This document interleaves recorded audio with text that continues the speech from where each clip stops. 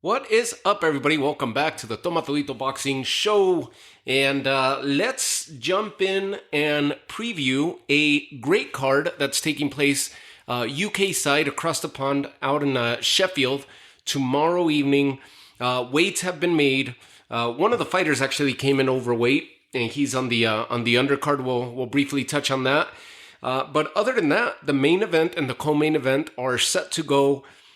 Everybody's on par. Everybody's on weight. Not two title fights. The main event is going to be a very intriguing matchup between Dalton Smith and Chon Zepeda, which is a crossroads, if you may, type of showdown where it's a huge fight and a meaningful fight at that for both fighters. Chon Zepeda is at a crossroads state in his career right now, whereas Dalton Smith has been on the up and up, has been taking on very, very solid opposition, and has been on a fast track to stardom, if you may. And here it is against Chon Zepeda, no exception whatsoever. This is the biggest step up for Dalton Smith of his career, and for Chon Zepeda, this is a solid challenge where it could very well derail his plans of challenging for a world title for a fourth time, where he's come short in each of his previous attempts. He's been part of eliminators before. He's been part of some very, very big fights, and he's provided some very big moments in boxing and definitely in his career, and been part of some big moments. But he's come short every time that he's been at that echelon of his career when he's had the opportunities to get his hand around a title. He's come short, and we're gonna go ahead and talk about that on the co-main event. Sandy Ryan putting her WBO title against Terri Harper, former champ. If you remember, Terri Harper has gone up and down in divisions, and was a previous lightweight champion. Lost that title to Alicia Baumgartner, has gone up as high as 154 pounds to challenge Cecilia Bráchez, which ended up in a draw. And now it's coming down to 147 to welterweight to challenge Sandy Ryan for her strap. Terri Harper just trying to become a 3-division champ and daring to be great. And Sandy Ryan is as solid as you could get right now within women's boxing. Surely this Sandy Ryan victory would set up either a Natasha Jonas showdown and a unification type match, or a big payday for her, which would look in the way of a matchup against Michaela Mayer, who just came on the short end got the short end of the decision in her matchup against Natasha Jonas, where a lot of people thought that she had done enough to have claimed that victory and secured the title, become champion, but she didn't get the nod on that night. Let's talk about this main event, because it's really something. It's rare that you see these opportunities present themselves, and it's rare to see these prospects shine like Dalton Smith has time and again. He's been on the fast track. Dalton Smith is 15-0 going into this with 11 knockouts. Yes, here stateside, relatively unknown, but out in the UK, he is one of the more popular 140-pounders out there. According to the build-up to this fight, Dalton Smith has basically cleared the landscape for super lightweights or junior welters, has cleared the landscape at 140 pounds, has cleared the division, and is the next big thing at 140 pounds right now, UK side. Chon Zepeda is as stiff of a test and a huge step up, the biggest name by far of Dalton Smith's career, which will be a huge name for him to get in his resume should he be victorious tomorrow. 15-0, 11 knockouts, has not fought since last July, and his last fight came against Sam Maxwell. If you look at Dalton Smith's records as per the opposition that he's faced, I'm going to give you 3 fights that stand out, which we've talked about this in recent episodes as far as fighters that are coming up and the level of opposition that they're fighting. They're fighting journeymen, the quote-unquote cab drivers or taxi drivers, Whereas when they get within the first 10, 15 fights of their career, prospects, they get hyped up, wrongfully so, because they've basically fought nobody up to that point. This hasn't been the case for him. There's 3 fights that stand out. 4 fights, I guess I could tell you. And that's the first 4 fights of his career. He became a pro against a gentleman by the name of Luka Leskovic. And he had a record of 5 victories, 27 losses. That was his pro debut for Dalton Smith. Then he fought Ibra Rias, 6 victories, 165 losses. Marko Radenovic, who was 0-1 when he faced Dalton Smith in Dalton Smith's 3rd professional fight. And then the next one was a 13-54 record by a Michael Carrero. That was it. That was it for Dalton Smith. 4 fights. Those records that I just mentioned to you, yes, you're like, holy crap, they are horrible records to look at. But it's understandable because a fighter is getting built up. In this sense, the other fighters were the stand-ins, right? They were the tune-ups. They were the build-ups and the challenges to see what this young prospect, this young kid had to offer. Perfect matchmaking as far as for Dalton Smith, the levels of experience, the levels in challenges, the levels in opposition. 4 fights is all it took. And that's the impressive thing about Dalton Smith, because by the time his 5th fight came around, he fights Benson Niawila with a 10-3 record. Then he faces a 9-1 record, an 11-3 record. Next fight, 16-5 in Lee Appleyard. And the Lee Appleyard card was, fight was a meaningful one for him, UK side, as they fought for the Triple BFC Commonwealth super lightweight. There was a vacant title at that time. Dalton Smith stopped Lee Appleyard in the 6th round. Why do I mention the BBBFC title? Because it's going to be on the line tomorrow on the undercard with Ricky Hatton's son. Campbell Hatton has a chance to fight for that title tomorrow.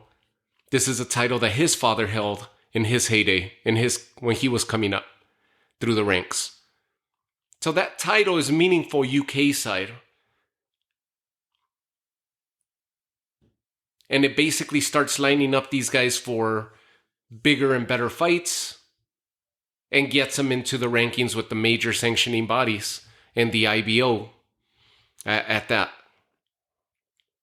He stops Lee Appleyard, who had a 16-5 record at that time.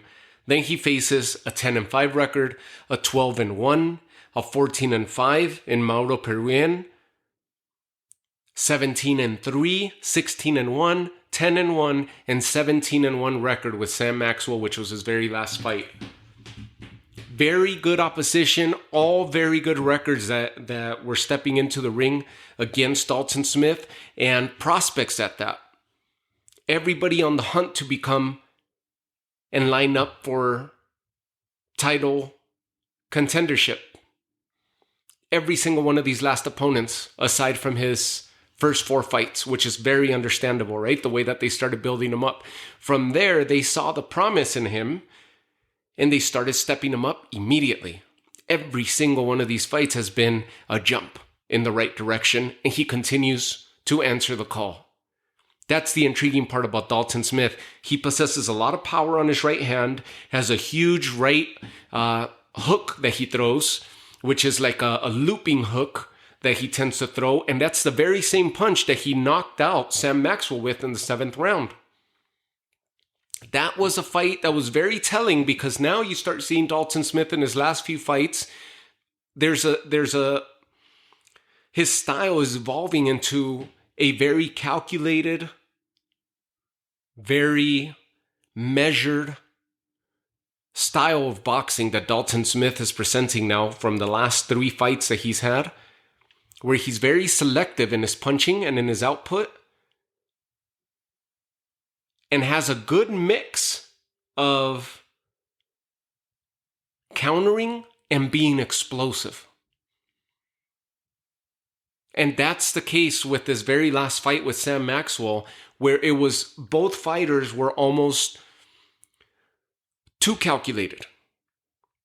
It was an uncomfortable fight where neither one could really set the pace, neither one could really set the rhythm, and it became a fight up until the stoppage came in the 7th round.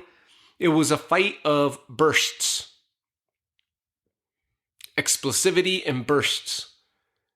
And then clinching, and then they would both keep each other at bay, keep each other at distance. And it was very hesitant on both sides from both Maxwell and Smith, with the exception of the bursts that I'm speaking about. And that's where Smith was catching the better of Maxwell around the 2nd round, around the 5th round, definitely in the 6th round, where he would just, his explosivity is what started getting him that edge on Maxwell. Come the 7th round, that explosive attack that he has where he just covers distance and throws his power, in this case was that right looping hook that I'm talking about, landed right on the temple, right on the button of Maxwell, and knocked him out, bent him into a pretzel shape, where the referee didn't even start a count. He immediately called the fight off. It was a nasty knockout, and a hell of a knockout by Dalton Smith. Such a hard punch that Dalton Smith, even immediately, as he saw the opponent cave in Maxwell, he immediately ran to render aid for Maxwell to make sure that he was okay as everybody started coming into the ring. That shows a level of awareness. It shows a level of humility. It shows a level of maturity in the boxing ring for Dalton Smith.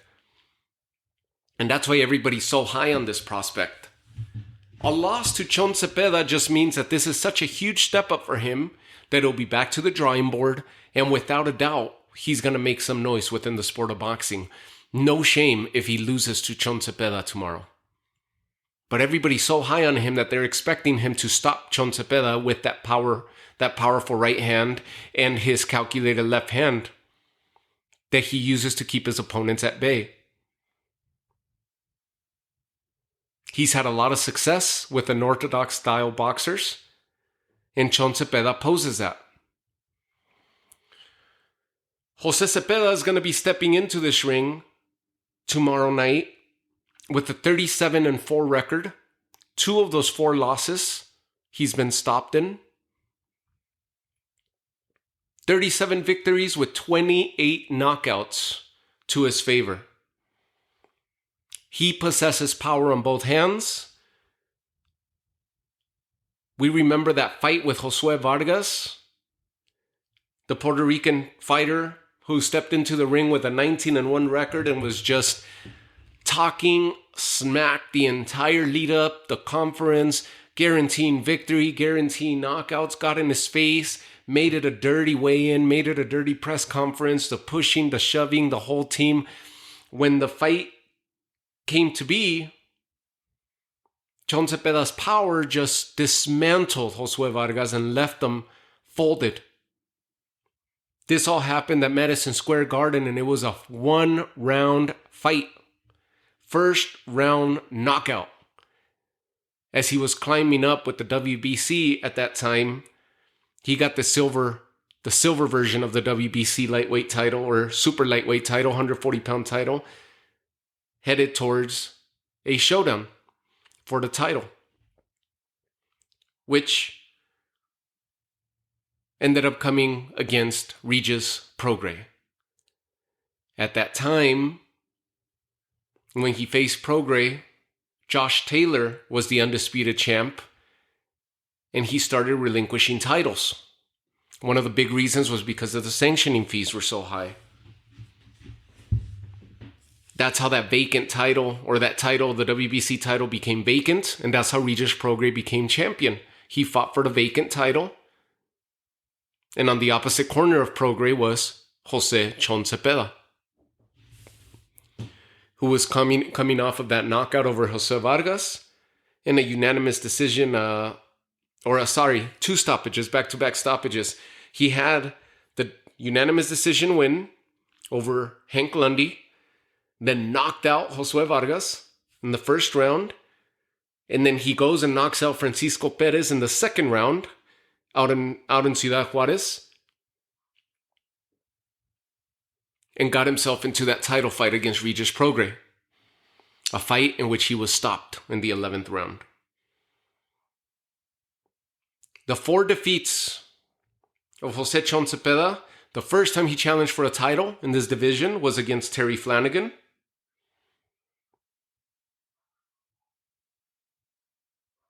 I correct myself, that was at 135 pounds against Terry Flanagan for the lightweight title. That was for the WBO. Terry Flanagan won the fight as Chon Zepeda didn't answer the bell. This ended in the second round due to a shoulder injury.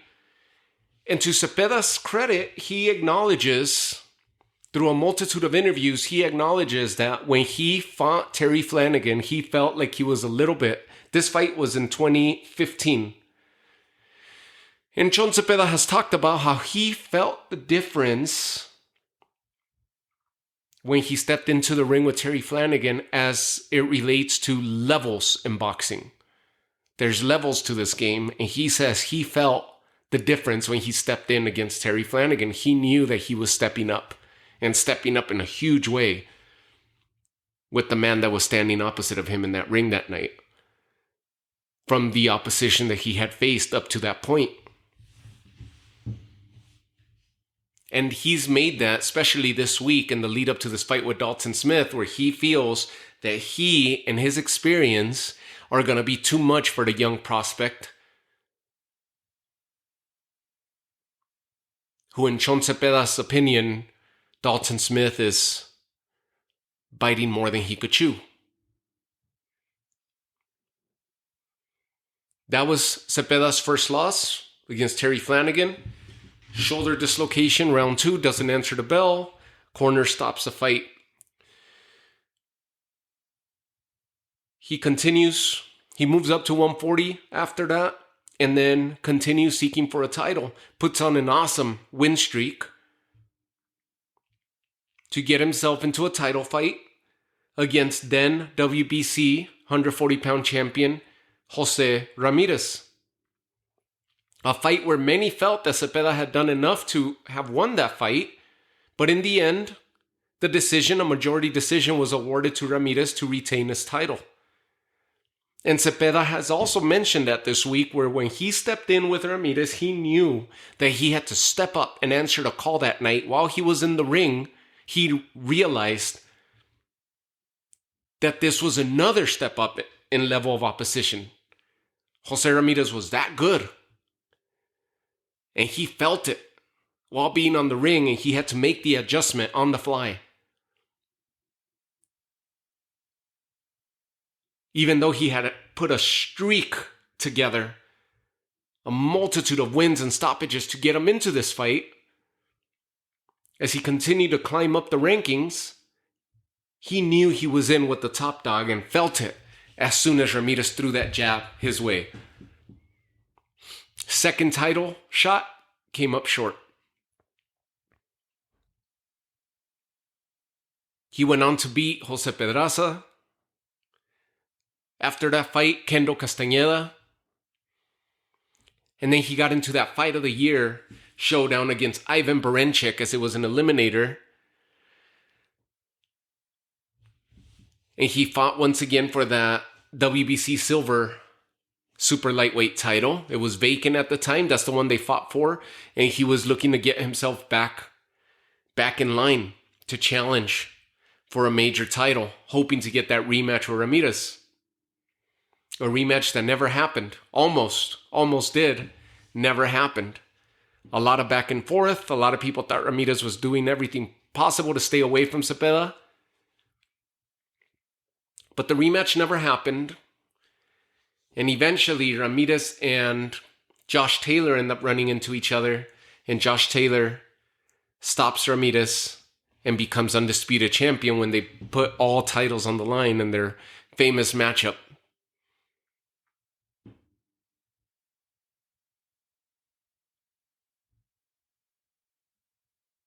Chon Zepeda, at this point,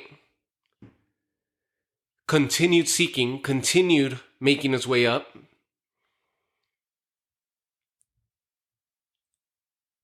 Tried to get himself into a fight with Jose Ramirez once again around 2022, I believe. That initial fight was in 2020. The unification bout between Taylor and Ramirez was in 21. That rematch never happened. He got his streak together again and got himself into the fight with Regis Prograis, where they both fight for the vacant title after Josh Taylor had relinquished it. He was cut early on that fight and ends up getting stopped in the 11th. Regis Prograis becomes WBC champ. November of 22. And he held that title until he relinquished it to Devin Haney, who is now the WBC champ at 140. Zepeda went on to beat Neeraj Goyat March of 23, a year ago. And then in September was the last outing that we saw John Zepeda, and he took another loss against Richardson Hitchens, who is a U.S. side, a prospect, U.S.-based, who has a lot of promise. That was out in Orlando, and Richardson Hitchens just basically gave him a boxing lesson, a boxing class. Stick and move, nothing that Zepeda could do or try was working that night. He was completely off his game, and he looked like he had aged between the Prograis fight to this fight that he stepped in with a young prospect like Richardson Hitchens, who has a lot of promise behind him. He was 16-0 when he stepped into that fight. And here's Dalton Smith at 15-0. Another young prospect, knowing that Chon Zepeda just struggled in his very last fight with a U.S.-based prospect like Richardson Hitchens. Hitchens himself hasn't fought since that last fight. And at the moment, Hitchens sits with a 17-0 record, 7 knockouts to his name. Amazing footwork, great hand speed, great counter puncher, sticks and moves, maintains good space, keeps opponents at bay, cruises to victories. So Zepeda not just didn't take any other fight between September and now, fought a young prospect where he was outworked, outclassed, just bested. And here he goes right back into the mix with another young prospect, this time across the pond in Dalton Smith. And because of this fight that he last had against Richardson Hitchens is why a lot of people see Dalton Smith coming out victorious tomorrow in this matchup against Zepeda. Because Zepeda looked like he had just aged from one fight to the next. Like it just hit him and he wasn't the same anymore. The Zepeda of old, the Zepeda that fought Jose Ramirez, the Zepeda that fought even Regis Prograis, the Zepeda that fought Josue Vargas, the Zepeda that's fought, Ivan Baranchyk, is an in-your-face fighter with very good boxing, very good instincts, very good reactions, and puts his punches together very well, puts combinations together very well, and is not afraid to engage, is not afraid to mix it up. And that's what made him so dangerous, because he possesses power on both hands, or possessed.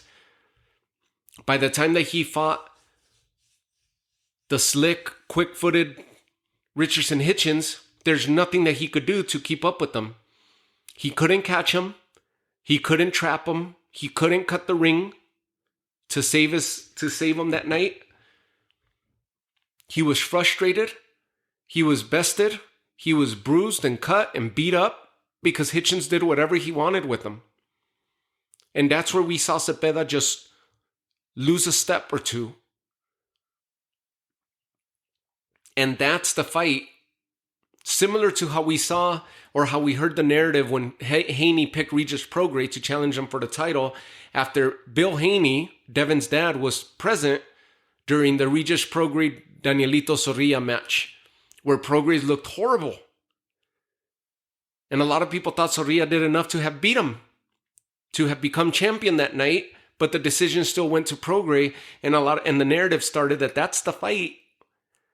That when Bill Haney saw that live, they were like, we need to move up and take this guy's title.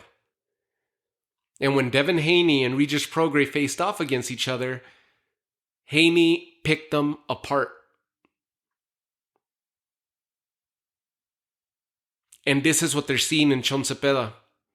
That his performance with Richardson Hitchens, meaning Chon Zepeda in 3 fights, has 2 losses in the last 3 fights. Regis Prograis, Richardson Hitchens. And then he's got that victory over Perez.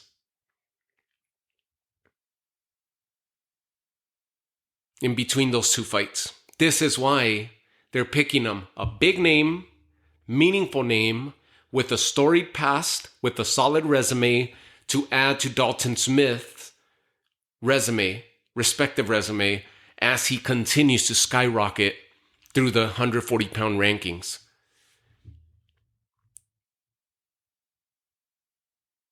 That's the intrigue. For Chon Zepeda, a victory over Dalton Smith would get him another decent fight in his next outing this year, and potentially get him back into the top 10 or top 15 fighters of the world. He's looking to challenge for a title once again.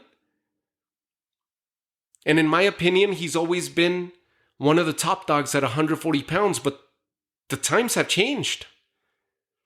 And when he was a top dog, along with Ivan Baranchyk in that amazing fight that they had, we had Jose Ramirez, we had Josh Taylor, we had Regis Prograis. And it almost seems like within a couple of years, their time came and went. Because now we have Haney, Subriel Matias. We have Haney, who picked Regis Prograis apart. Richardson Hitchens, who's the new prospect getting himself lined up for a title, picked Chon Zepeda apart. Ryan Garcia has moved up, now challenging Devin Haney. Teofimo Lopez dismantled the last undisputed champ of this division in Josh Taylor. Jose Ramirez and Arnold Barboza were supposed to be in a matchup against one another. Arnold Barboza will be on the undercard as the co-main event of Haney and Ryan Garcia. But we still don't have a date for Jose Ramirez. Now that he jumped over from Top Rank over to Golden Boy, we still don't have a debut date for him with Golden Boy. It almost seems like this is a class of yesteryear, and the new class is there and taking over. And Chon Zepeda is in that crossroads right now, where he's trying to get himself back into relevancy and into contendership, but it almost seems like his time passed him by, and he's trying to deal with that right now. And that's the question that he has to answer tomorrow. He has to do it in amazing fashion and stop Dalton Smith, giving him the first blemish of his young career and getting himself back into good standings at 140 pounds to potentially challenge somebody else out there that's on the way up or in line for a title or some type of eliminator once again.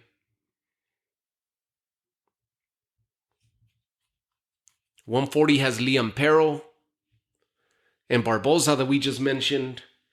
It's deep.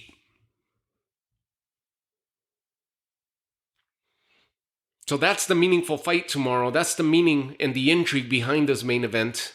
That Dalton Smith with the victory will continue skyrocketing. And just imagine if we end up getting a Dalton Smith, Richardson Hitchens type match. That would be insane. Both of them in similar points of their careers, of their respective careers. Now with Chon Zepeda, solid as always. Imagine if he gets that rematch against Jose Ramirez or a rematch against Regis Prograis.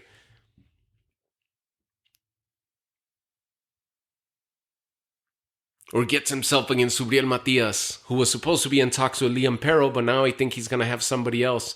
Maybe Chon Zepeda could go challenge Teofimo Lopez, who's looking to make and stage a fight out in Honduras against Jose Pedraza. At least those are the rumors.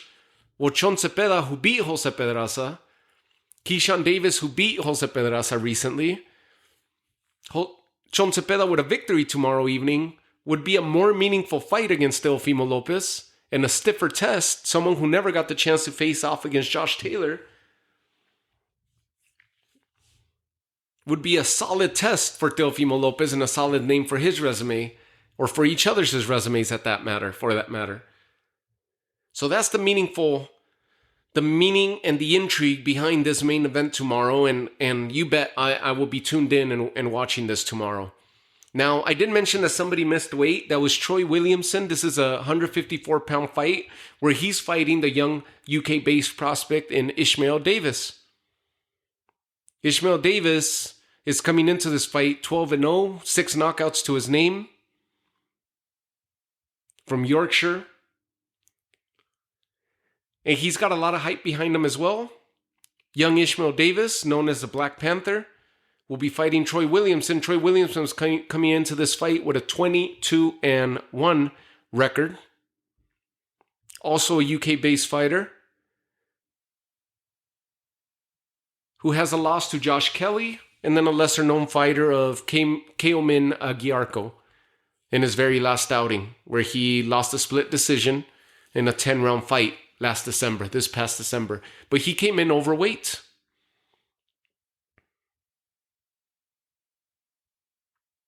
And then, of course, the co-main event to this card tomorrow is Sandy Ryan versus Terri Harper. Sandy Ryan putting her title on the line, her WBO title. She's coming into the ring with a 6-1-1 record, 2 knockouts to her credit. And remember, she's coming off of that draw, that questionable draw where it looked like she was lifting those titles from Jessica McCaskill out in Orlando last September. That was the same card where Hitchens and Zepeda were fought out in Orlando, Florida. All titles on the line. And titles didn't change hands because the fight was deemed a split draw between McCaskill and Sandy Ryan. A lot of people felt that McCaskill got the gift that night and the title should have changed hands and gone to Sandy Ryan. Jessica McCaskill is going to be active herself come May against Lauren Price, putting her titles on the line.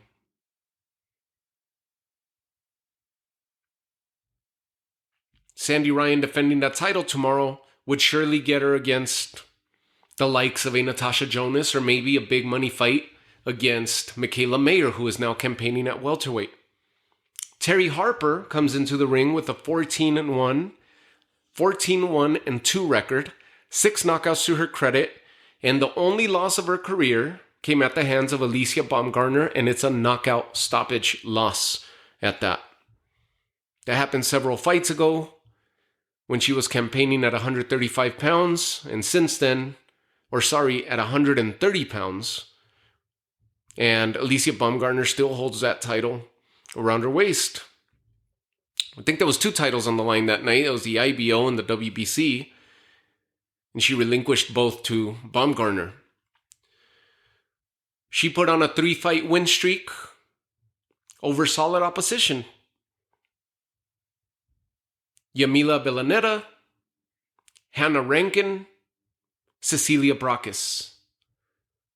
Ivana Habison. 3 victories for Terri Harper as she continued to move up in divisions. Villaneta was at 135 at lightweight. Hannah Rankin was at 154.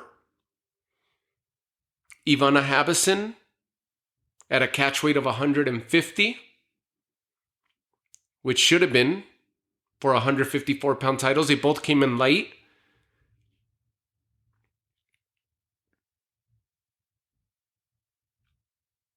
And that was a title fight at 154 pounds where Terry Harper ends up becoming champion of 154 pounds, winning the WBA title.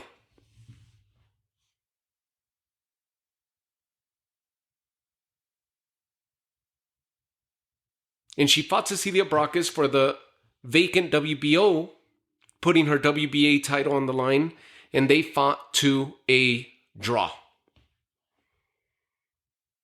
Just like Sandy Ryan and Jessica McCaskill.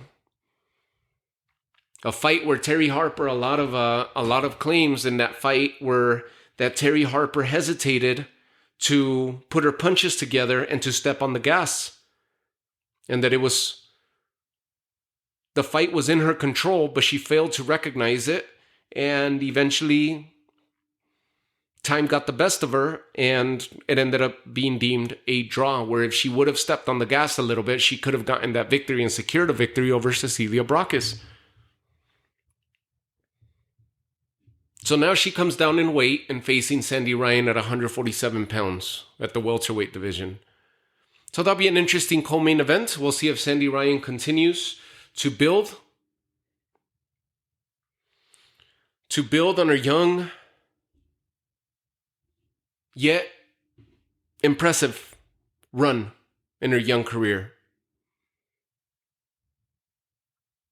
The loss that Sandy Ryan has was against Erica Farias, and she avenged it in her very next outing.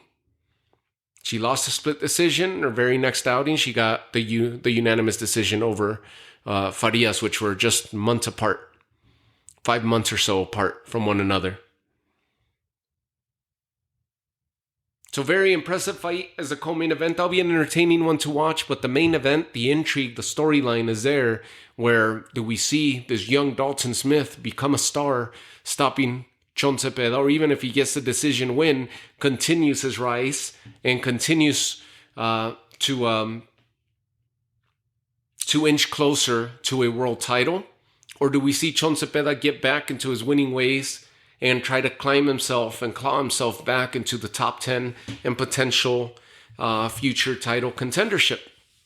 Once again, he wants a fourth shot, a fourth crack at a title, at a world title.